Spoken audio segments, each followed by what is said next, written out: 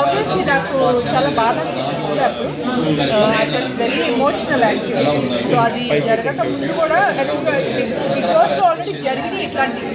అది end of the షోలో, end of the సీజన్లో ఇట్లా ఏదో ఒక టాస్క్ చేయాల్సి వస్తుంది. సో నేను ఆ కపుల్ ఆఫ్ డేస్ ముందే నేను అంతం జరిగింది కేసు అంత. ఎందుకంటే అందరూ టాప్ 5లో ఉంటారు, టాప్ 5లో ఉంటారు, ఆయన ఆడిషన్ కూడా, ఆయన వాయిస్ ప్లస్ అవుతుంది అనేది అందరూ అంటున్నప్పుడు సో మేబీ ఇలాంటిది, ఎందుకంటే ఆయన్ని బ్రేక్ చేయాలి, జనాలతో ఉంటాం కానీ అందరితో కొంచెం కాములతో మాట్లాడాలి, అలాంటి కొన్ని జయించినప్పుడు ఆబ్వియస్లీ ఎక్స్పెక్ట్ చేసినప్పుడు నేను అనుకున్నాను మేబీ అంత చివరి వరకు వెళ్తారు. వెళ్ళినప్పుడు నేను అడిగాను, వెళ్ళినప్పుడు నీకు అలాంటి టాస్క్ వచ్చినప్పుడు నువ్వు చేస్తావా హేట్ అంటే ఆబ్వియస్లీ అప్పుడున్న సిచ్యువేషన్కి ఇంటెంట్ని బట్టి చేయాల్సి వస్తే చేస్తాను అని చెప్పి అన్నారు. బట్ ఇమ్మీడియట్లీ నెక్స్ట్ డేని నేను ఇలా చూడాల్సి వస్తుందని చెప్పి నేను అనుకోలేదు. ఈవెన్ అగ్ని పరీక్షలోనే ఇట్లా చూడాల్సి వస్తుందా అనేది నేను అనుకోలేదు. బట్ ఉన్న అన్ని డే ఆన్ డైలో నాకు దిస్ ఈస్ ద వన్. నేను చెప్పా కదా ఇవాళ రోజు కూడా హీఈస్ క్యారింగ్ ఆన్ దట్ ఇమోషనల్గా ఆర్ ఫిజికల్గా ఆయన క్యారీ చేస్తున్నారు ఆ డేర్ టాస్క్ని.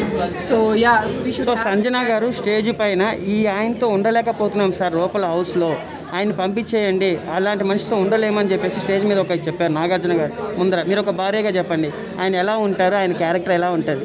నేను అదే చెప్తున్నాను, మా 15 years relation or marriage life and my 20 years relation చెప్తుంది దానికి సమాధానం కరెక్ట్గా. That time itself defines everything. Just ఆ ఒక సెంటెన్సే చెప్పేస్తున్నాను ప్రతిదీ. ఆబ్వియస్ ఇప్పుడు ఆయన చెప్పినట్టు మనస్కాయ ఎలా ఉంటుంది ఫస్ట్ మనకి.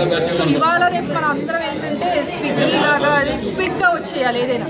మాకు ఇప్పుడు నాకు ఇమోషనల్గా ఫీల్ అయిపోతున్నానంటే నాకు ఏమన్నా ఓదార్ చేయాలి అంటే హౌస్ పర్స్పెక్టివ్లో చెప్తున్నాను నేను. అక్కడ అందరు చూస్తే మీరు అక్క, నాన్న, అన్న, తమ్ముడు, చెల్లి అనుకుంటూ నేను అడుగుతాను, నేను ఇమోషనల్గా ఉన్నాను, నువ్వు నాకు ఒక స్టాండ్ తీసుకోలేదు, సపోర్ట్ చేయలేదు అని ఇలాంటి చాలా ఇమోషన్స్తో వాళ్ళు గేమ్ని ముందుకు తీసుకెళ్తున్నారు. ఆబ్వియస్లీ అలాంటి ఇమోషన్స్ ఈ పర్సన్ కూడా ఉంటాయి. బట్ ఆయన ఎప్పుడు కూడా బయటకి ఏంటంటే ఎవరికి ఎక్స్పెక్ట్ చేయలేదు. బికాజ్ సోలో పర్ఫార్మర్గా వెళ్ళారు, సోలోగానే ఆడారు, సోలోగానే క్యారీ చేసుకున్నారు తన పర్సనాలిటీ.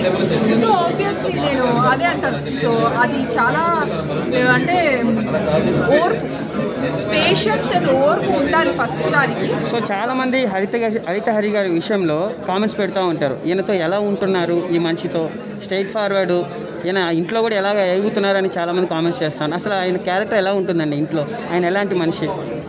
క్యారెక్టర్ ఎలా ఉంటుందని అంటే చూసారు మీరే ఇప్పుడు.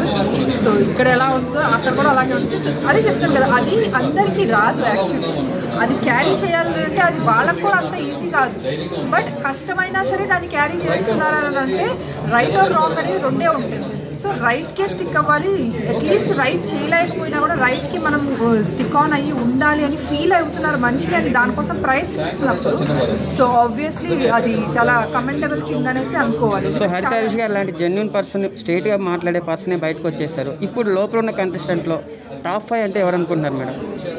అదే చెప్తున్నారు టాప్ 5 అంటే టు బి ఫ్రాంక్ ఇప్పుడు వరకు అందరూ ఓపెన్ అప్ అవ్వలేదు అంతగాను. ఇంకా గేమ్ వాళ్ళు ఆడాలి అసలు వాళ్ళు ట్రూగా వాళ్ళకి ఏమనిపిస్తుంది లోపల అనేది బయటకు చెప్పట్లేదు. అండ్ మోర్ ఓవర్ 2.0 ఏదో నడుస్తుంది కదా, ఇంకా రావాల్సింది ఉంది కదా, ఇంకా వస్తారు వైల్డ్ కార్డ్స్ వస్తారు. అప్పుడు వాళ్ళ నేచర్ ఎలా ఉంటుంది, అప్పుడు ఇంకా ర్యాషన్ తగ్గిపోతుంది, అప్పుడు ఇంకా వాళ్ళ ట్రూ నేచర్స్ ఎట్లా బయటకు వస్తాయి అనేది సో అప్పుడు డిసైడ్ చేస్తే బెటర్ ఏమో. సో ఇమాన్యుయల్, సుమన్ శెట్టి, రీతు చౌదరి ఎలా ఆడుతున్నారు వాళ్ళు? ఇమాన్యుయల్, రీతు చౌదరి, సంజన, తనుజ గారు వీళ్ళందరూ యాక్చువల్గా గేమ్ ఆడుతున్నారు. డెఫినెట్గా అందరూ గేమే ఆడుతున్నారు. సో ఆబ్వియస్లీ వాళ్ళు గేమ్ ఆడుతున్నారు కాబట్టి they could able to survive in the show. So ఇంకా వాళ్ళ పర్సనాలిటీ బయటకు వస్తే ఇంకా బాగుంటుంది.